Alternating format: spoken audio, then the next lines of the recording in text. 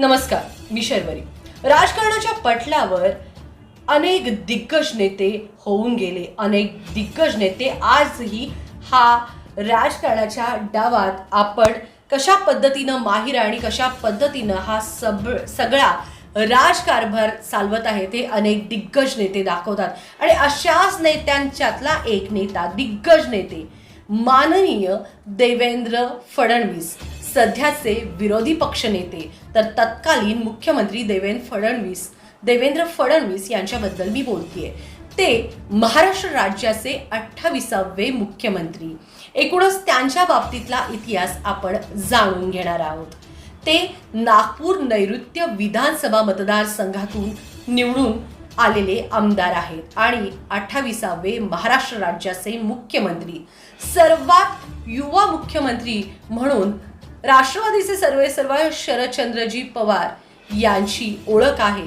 तर दुसरे सर्वात तरुण मुख्यमंत्री म्हणजे वयाच्या 44व्या वर्षी देवेंद्र फडणवीस हे मुख्यमंत्री झाले. तर शरदचंद्रजी पवार हे 38व्या वर्षी आपल्या महाराष्ट्राचे मुख्यमंत्री झाले होते. एकूणच 2019 मध्ये छुप्या पद्धतीनं कमी काळात दुसऱ्यांदा मुख्यमंत्री झालेल्या लिस्टमध्ये देखील देवेंद्र फडणवीस यांची राजकारणाच्या पटलावरती नोंद झालेली आहे. महाराष्ट्राचे तत्कालीन मुख्यमंत्री, आत्ताच्या अनेक प्रश्नांवरती आवाज उठवणारे विरोधी पक्षनेते देवेंद्र फडणवीस यांच्या खाजगी आयुष्याबद्दल आणि एकूणच त्यांचा इतिहास जाणून घेणार आहोत या आपल्या एपिसोडमध्ये. माझ्या बाबांना इंदिरा गांधींनी अटक केलेली आहे, त्यामुळे मी इंदिरा कॉन्व्हेंटमध्ये शिकणार नाही असे आणीबाणीच्या काळात वयाच्या 6व्या वर्षी देवेंद्रने आईला सांगितलं आणि आईच्या पाठी लागून शाळा बदलली आणि थेट सरस्वती शाळेत ॲडमिशन घेतले.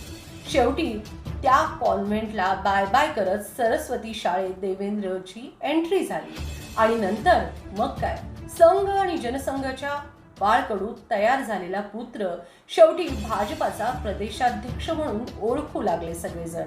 आणि भाजपाचा प्रदेशाध्यक्ष आणि त्याच्यानंतर महाराष्ट्र राज्याचं मुख्यमंत्री पद भूषवलं.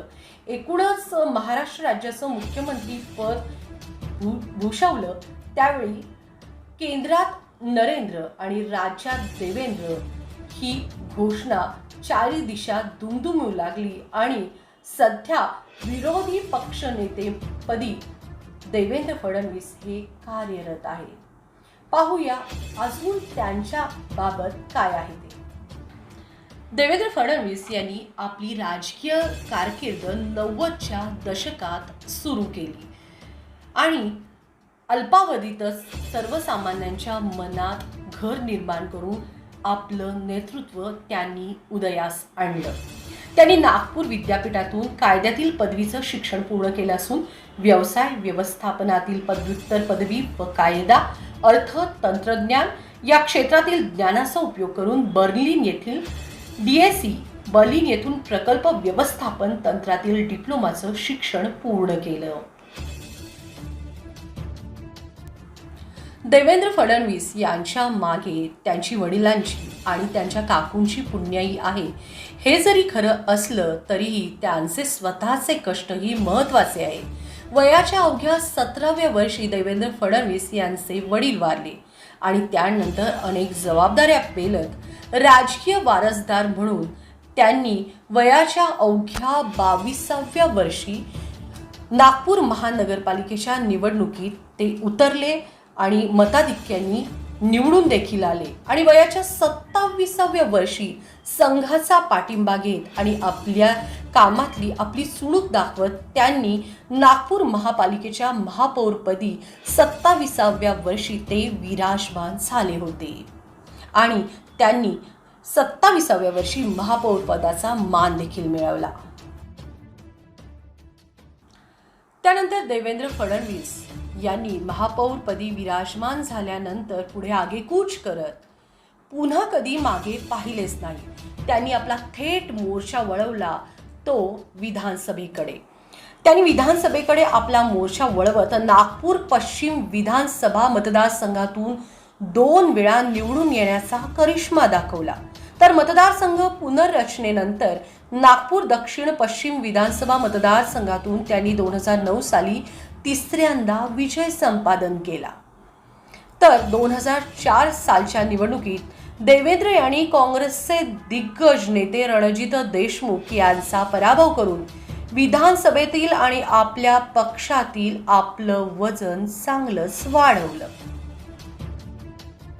व्यवसाय व्यवस्थापनात पदव्युत्तर पदवी DSE बर्लिन या जर्मनीतील संस्थेमध्ये diploma in methods and techniques of project management हा डिप्लोमा मिळविला.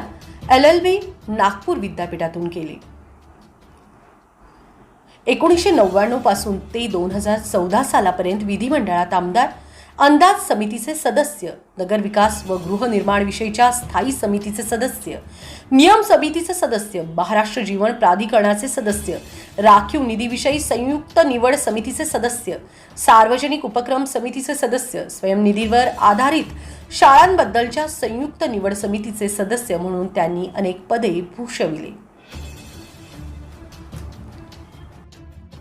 1 जानेवारी 2020ला भाजपाचे वरिष्ठ नेते एकनाथ खडसे, महाराष्ट्राचे माजी महसूल मंत्री यांनी देवेंद्र फडणवीस आणि माजी जलसंपदा मंत्री गिरीश महाजन यांच्यावरती थेट आरोप केला की त्यांनी त्यांचे 2019 महाराष्ट्र विधानसभेचे तिकीट कापले.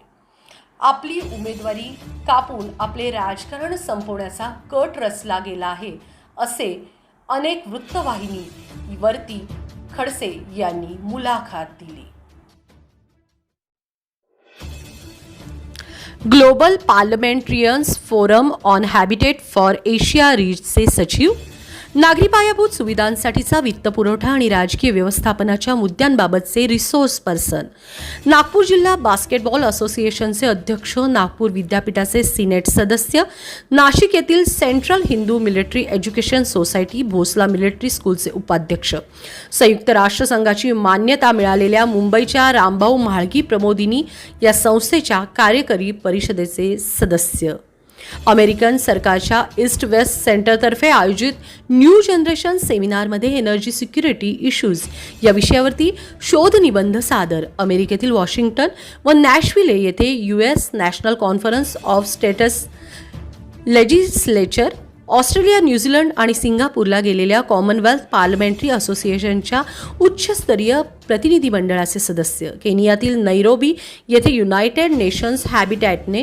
निमंत्रित केलेल्या शिष्टमंडळाचे सदस्य, चीनमध्ये बीजिंग येथे WMO ESSP यांनी आयोजित केलेल्या ग्लोबल एन्व्हायरमेंटल चेंज काँग्रेसमध्ये natural disasters mitigation issues on ecological and social risk या विषयीचं सादरीकरण, डेन्मार्कमध्ये कोपेनहेगेन येथे आशिया व युरोपमधील तरुण राजकीय नेत्यांच्या आसेम परिषदेत भारताचे प्रतिनिधित्व, मलेशियामध्ये GPH एशिया रिजनल मीटमध्ये सहभाग, युरोपमध्ये क्रोएशिया येथे ग्लोबल पार्लमेंटेरियन फोरम ऑन हॅबिटॅटमध्ये सहभाग, एशियात मॉस्को येथे भेट देणाऱ्या इंडो रशिया चेंबर ऑफ कॉमर्सच्या शिष्टमंडळाचं सदस्यत्व, स्वित्झर्लंडमध्ये दावोस येथे IDRC, युनेस्को, WCDR यांनी आयोजित केलेल्या डिझास्टर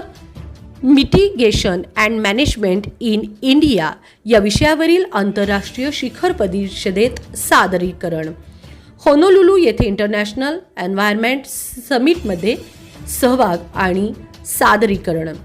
आतापर्यंत 1989 भारतीय जनता युवा मोर्चाचं नागपूरमधील वॉर्ड अध्यक्ष, 1999 ते आज तागयत देवेंद्र फडणवीस विधानसभा सदस्य, 1992 ते 2001 सलग 2 वेळा नागपूर महापालिकेचे सदस्य, 2 वेळा नागपूरचे महापौर म्हणून पद भूषवलं, 1994 साली भारतीय जनता युवा मोर्चाचे प्रदेश उपाध्यक्ष, 2001 भारतीय जनता युवा मोर्चाचे राष्ट्रीय उपाध्यक्ष, 2010 भारत कॉमनवेल्थ पार्लमेंटेरियन असोसिएशनतर्फे सर्वोत्कृष्ट संसदपटूसाठीचा वार्षिक पुरस्कार, नाशिक येथील पुनर्वाद परिवारतर्फे राजयोगी नेता पुरस्कार या ठिकाणी देवेंद्र फडणवीस यांनी पटकावला. पुण्याच्या मुक्तछंद या संस्थेतर्फे प्रमोद महाजन यांच्या स्मृतिप्रित्यर्थ दिला गेलेला पहिला सर्वोत्कृष्ट संसदपटू पुरस्कार, राष्ट्रीय आंतरविद्यापीठ वादविवाद स्पर्धेत सर्वोत्कृष्ट वक्ता म्हणून पुरस्कार,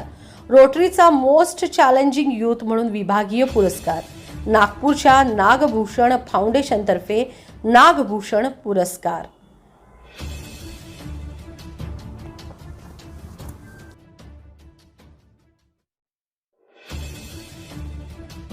देवेंद्र फडणवीस यांनी आतापर्यंत 4 पुस्तकं लिहिलीत असं सांगितलं जातंय. त्यातील एक पुस्तक म्हणजे आत्मनिर्भर महाराष्ट्र, आत्मनिर्भर भारत. तर या ठिकाणी दुसरं एक महत्त्वाचं पुस्तक लिहिलंय ते म्हणजे अर्थसंकल्प सोप्या भाषेत. अशा प्रकारची पुस्तके बाजारात आहे. एकूणच लेखिका सुषमा नवलाखी यांनी देखील देवेंद्र फडणवीस यांच्या बाबतचं जे चरित्र लिहिलेलं आहे आणि त्या चरित्रात देवेंद्र फडणवीसांची कशी चढणघडण झाली यापासून ते त्यांच्या नागपूरपदी महापौर म्हणून विराजमान झालेपर्यंतची सर्व कथा या पुस्तकात असल्याचं एकूण समजते. एकूणच आणि एक देवेंद्र फडणवीस यांनी 36 पानी पुस्तक लिहिलं आहे, ते अर्थातच सगळ्यांनी वाचलं असेल. आत्मनिर्भर महाराष्ट्र, आत्मनिर्भर भारत हा होता एकूणच देवेंद्र फडणवीस यांच्या जीवनाचा प्रवास. आपल्याला आवडल्यास लाईक आणि शेअर करा आणि माझं चॅनल सबस्क्राईब करा. नमस्कार, मी शर्वरी. सबस्क्राईब करा तिचा जागर न्यूज. शेजारी दिलेलं बेल आयकॉन म्हणजे घंटी दाबा, जेणेकरून तुम्हाला आमच्या साऱ्या अपडेट्स येत राहतील.